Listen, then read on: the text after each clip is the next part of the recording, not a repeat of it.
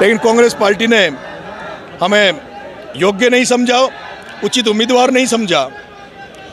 ये कोई बात नहीं, चलो हम योग्य नहीं थे, उचित नहीं थे, लेकिन हम चाहते थे, हमने कहा था कि कांग्रेस पार्टी एक ऐसे व्यक्ति को चुनाव लड़ाए जिसने कांग्रेस के लिए काम किया हो। और मैंने नाम भी सुझा दिया था टिकट लिस्ट आने के पहले कि आप नमोनाथ जी को दे दीजिए, आप जसराव में एक लड़का है यूथ का उसको दे दीजिए, परशुराम जी को दे दीजिए, बाकी लोगों को दे दीजिए जिन्होंने भारत जोड़ो में काम किया हो, जिन्होंने राहुल गांधी की यात्रा में काम किया हो, जिन्होंने कांग्रेस के नारे लगाए हो, उनमें से आप किसी को टिकट दे दीजिए, हम मान्य होंगे। लेकिन मैंने आपको उसी दिन अलीगढ़ में जब आया था तब मैंने ये भी कहा था कि अगर भारतीय जनता पार्टी के नारे लगाने वाला व्यक्ति, मोदी के नारे लगाने वाला व्यक्ति, आरएसएस की विचारधारा वाला व्यक्ति अगर कांग्रेस पार्टी से टिकट लेके आएगा तो हम उसकी खिलाफत करेंगे, उसके खिलाफ उतरेंगे। एक नारा और दिया था बिकाऊ और टिकाऊ वाला, बिल्कुल तो मैंने दिया था। बीच कैसे टिकेंगे चुनावी सियासत की पिच पर आप? देखिए ऐसा है, इससे पूर्व मैं जहाँ से चुनाव लड़ा वहाँ मेरा वोट नहीं था, गांव नहीं था, घर नहीं था, समय भी नहीं था, फिर भी मुझे वहाँ की भगवान की दया से 44,000 वोट मिले। मैं यहाँ मैदान में उतर रहा हूँ और मैदान में उतरने के पहले जहाँ मैंने यूथ से, जहाँ जितने प्रतिनिधि उनसे सबसे बात करी है, और मैंने अलीगढ़ में मना कर दिया था कि मैं चुनाव नहीं लड़ूंगा, क्योंकि उस समय जैसे ही लिस्ट आई थी कांग्रेस पार्टी की, वहाँ जो बैठे थे बच्चे, जो युवा साथी बैठे थे, वो सब लोग रोने लग गए थे, सबकी धड़कनें बंद हो गई थी, ऐसा लगने लगा था कि सबको हार्ट अटैक नहीं आ जाए। हम सब इमोशनल हो गए थे। मैंने पूछा कि मेरे मनोज भाई, मेरे युवा साथियों, मेरे शिवनारायण भाई, अपन को क्या करना चाहिए? वो लोग इतने इमोशनल थे, इतने दिल टूट गया था। उन्होंने कहा भाई साहब शायद पता नहीं क्या होगा, हमें तो ऐसा लग रहा है कि जो अपनी बंद मुट्ठी हो कहीं खुल नहीं जाए, इसलिए एक बार आप हमारे कहने से एक बार पूरा मंथन करें और आप चुनाव नहीं लड़ें तो ठीक रहे। मैंने तभी घोषणा कर दी थी कि मैं चुनाव नहीं लड़ूंगा। लेकिन कल जब मैंने सबसे पूछा और जब मैंने भाई साहब हनुमान जी बेनीवाल से बात करी, मैंने मेरे भाई रविंद्र भाटी से उस पर फ़ोन पर बात करी, और जिस तरह से उन्होंने मुझे आश्वस्त किया, आश्वासन दिया है, उसके बाद मेरे में हिम्मत आई है, हौसला आया है। उसके बाद आज मैंने सुबह चाय पर सभी युवा साथियों को बुलाया था जयपुर में। मैंने कोई तैयारी नहीं की थी आज यहाँ आने की, मेरी कोई 1% भी तैयारी नहीं थी। मैंने कोई सोशल मीडिया पर अपील नहीं की थी। मैंने तो ये कहा था कि सभी भाई, मैं सबके साथ चाय पीना चाहता हूँ सुबह चाय की थड़ी पर। सभी जिस तरह से चाय की थड़ी पर युवा साथी, छात्र साथी मेरे को सुबह आए, और जब मैंने उनसे मनसा पूछी तो एक एक बच्चे ने, एक एक युवा साथी ने कहा कि भाई साहब आपको चुनाव लड़ना पड़ेगा, आप रुक नहीं सकते। और वो इसलिए नहीं रुक सकते, हमें भरोसा नहीं रहा इन पार्टियों पे जिन्होंने आपको 18 में धोखा दिया, 23 में धोखा दिया। क्या गारंटी कि आपको 28 में भी आपको टिकट देने की सोचेगी? इसलिए आपको चुनाव लड़ना चाहिए। हम अपने घर बार छोड़ देंगे, हम अपने परिवारों को छोड़ देंगे, हम दिवाली भी उसी देवली उनियारा की धरती पर मनाएंगे, लेकिन आप चुनाव लड़ो। हम नरेश मीणा बनकर एक एक के घर में जाएंगे, 3 लाख मतदाताओं के पैर पकड़ लेंगे, वोट मांगेंगे। और ऐसा दुनिया में नहीं है, ये भारत है, यहाँ भावनाओं से लोग चलते हैं, यहाँ लोग सच्चे ईमानदार लोगों को नोटिस करते हैं। जब हमारे साथी, हमारे युवा साथी, छात्र साथी जब पैरों में पड़ेंगे, मतदान के लिए वोट मांगेंगे, तो आपके भाई को आशीर्वाद जरूर देंगे। और उसी हिम्मत के साथ मैं आपके बीच में आया हूँ। क्या राहुल गांधी अगर आपको मनाते हैं तो क्या विड्रॉ करेंगे नामांकन आपका? राहुल गांधी जी नहीं, अब तो कांग्रेस पार्टी में पंडित जवाहरलाल नेहरू, इंदिरा गांधी भी जिंदा होकर वापस नरेश मीणा को मनाने आ जाएगी, तब भी नहीं मानेगा।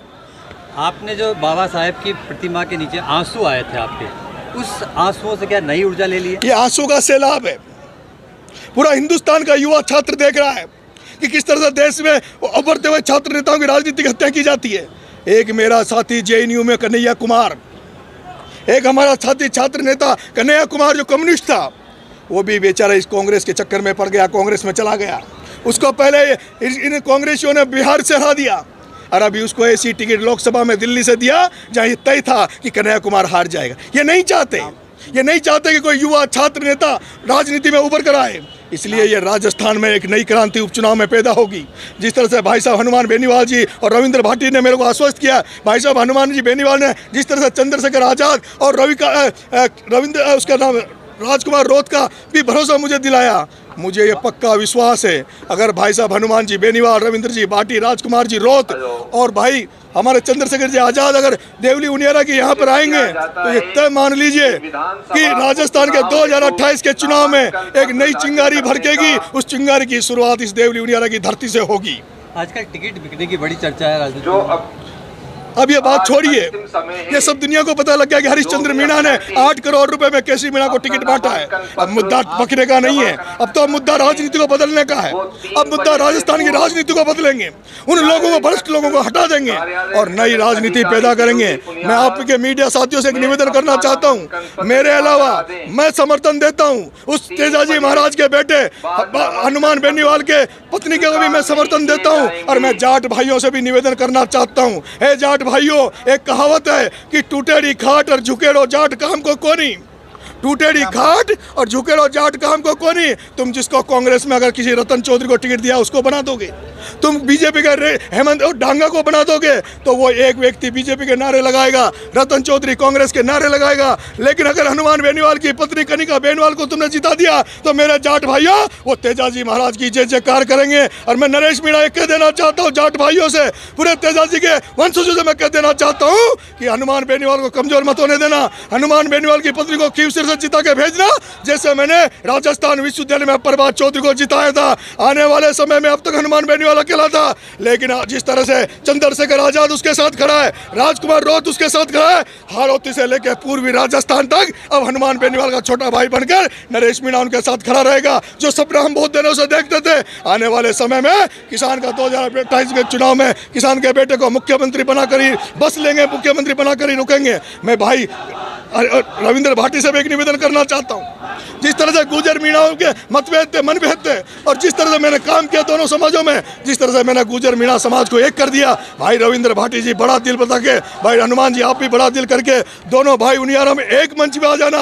अगर आप दोनों रविंद्र भाटी हनुमान बेनीवाल दोनों एक मंच पे आ गए तो ये भी एक इतिहास रचा जाएगा कि जाट और राजपूतों के दो नेता एक साथ खड़े, जिनको पार्टियां नहीं चाहती कि राजपूत जाट एक हों। ये राजस्थान की एक नई तस्वीर और तकदीर होगी। और मेरे मीडिया साथियों, मैं भाई उस राजकुमार रोहत को भी मैं समर्थन देता हूं, 84 में सलूमर में मैं समर्थन देता हूं, उनसे भी मैं निवेदन करना चाहता हूं। जिस राजकुमार रोहत ने लड़ाई लड़के संघर्ष करके, अरे वो राजकुमार रोहत भी कांग्रेसी था, वो एनएसआई का था, लेकिन महेंद्रजीत मालविया ने, रघुवीर मीणा ने उस राजकुमार रोहत को कभी मौका नहीं दिया आगे आने का। उस राजकुमार रोहत ने आपके भरोसे 84 और सलूमर के युवा साथियों, उसने यूथ के दम पर अपना माहौल बनाया है। मैं निवेदन करना चाहता हूँ दोनों सीटों पर राजकुमार रोहत की पार्टी को जिताना। मेरे भाइयों, ये जो हनुमान बेनीवाल है, ये जो राजकुमार रोहत है, ये जो नेता है, हो सकता है इनमें कोई कमी होगी, क्योंकि कमी तो भगवान में भी रही है।